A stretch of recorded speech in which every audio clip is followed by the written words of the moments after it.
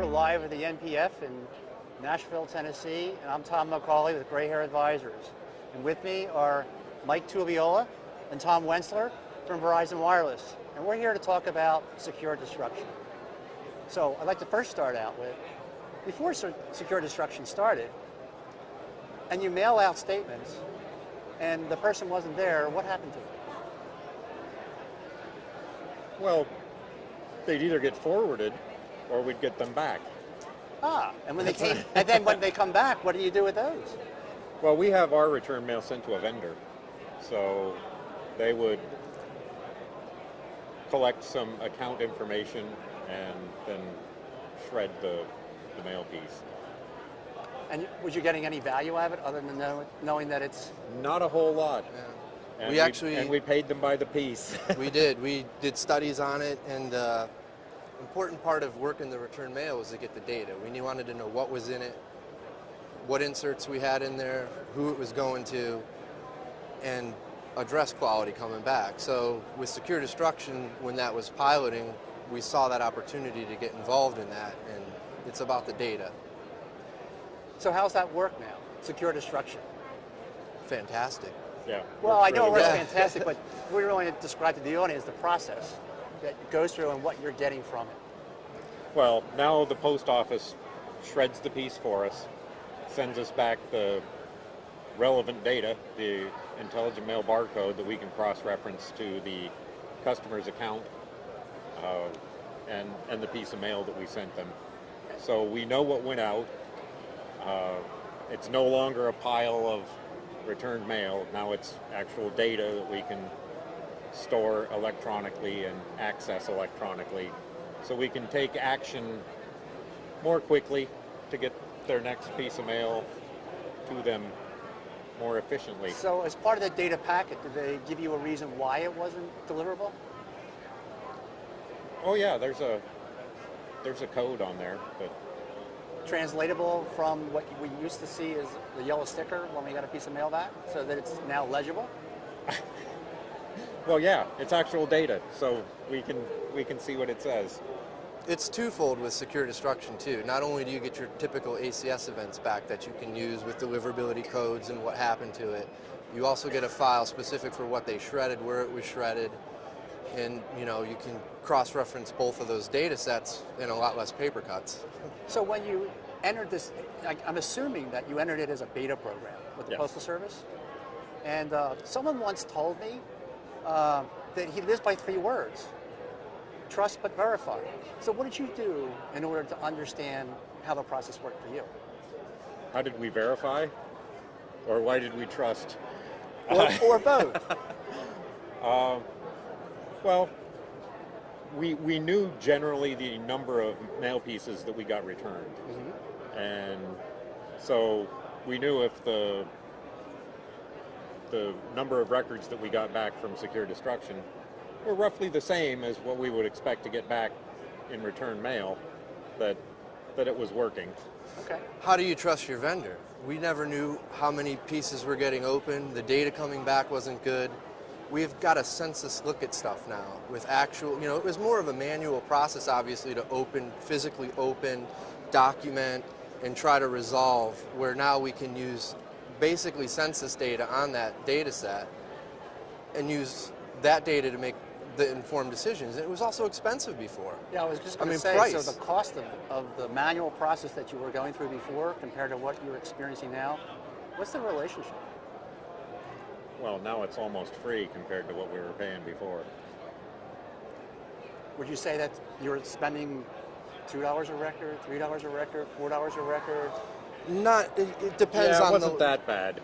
Right, but again, it's to mine that data. If I want somebody to go through our stuff manually and get that data to me, that's a premium. If I just want them to grab it and shred it, so you're looking at probably 10 cents for the latter and upwards of several dollars for really detailed analysis of that mail piece.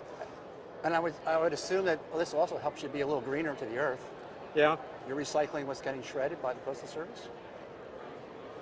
Well, yeah, it all ended up being shredded, but now it gets shredded earlier in the process than it did before. So reducing the carbon transportation piece is no longer there.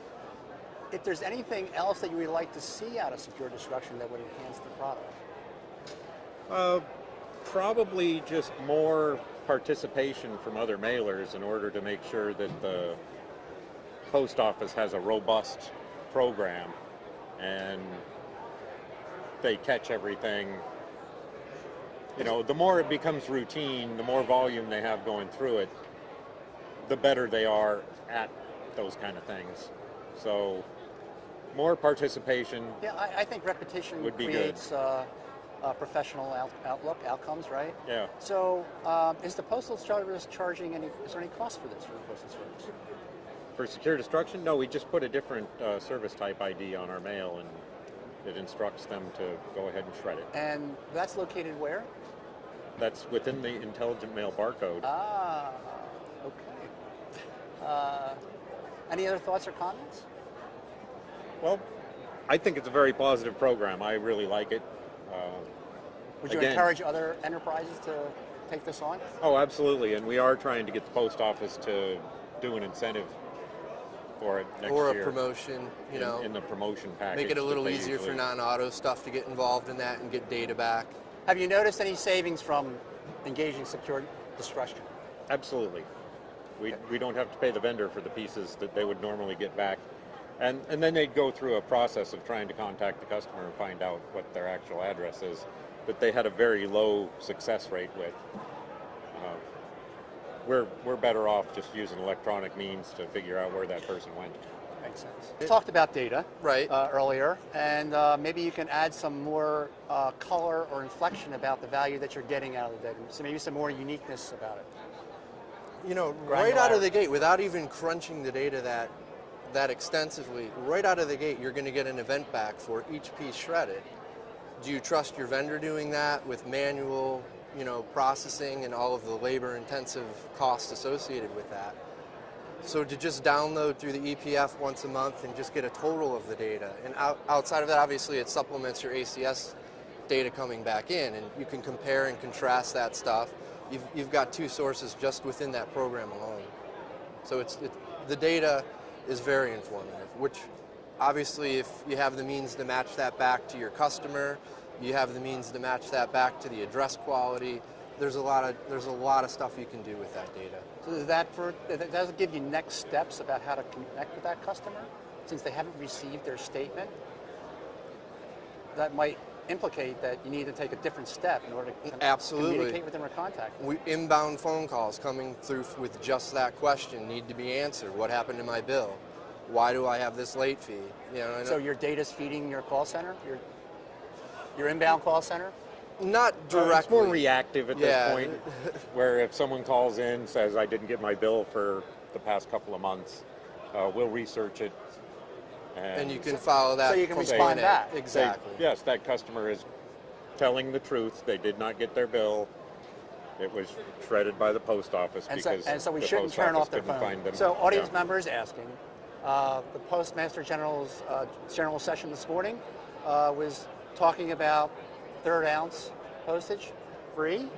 Would that help Verizon in your statement process? We were hoping for if it fits, it ships, but 1/3 ounce will definitely, you know, there's a lot of thresholds to monitor that stuff. So obviously you can bump that up, put more in there, you know, and get more promotional stuff to your customers. So that could add revenue. Well, in our billing business. operation, the quantity we have between 2 ounces and 3 ounces isn't huge. So we will get some benefit out of it.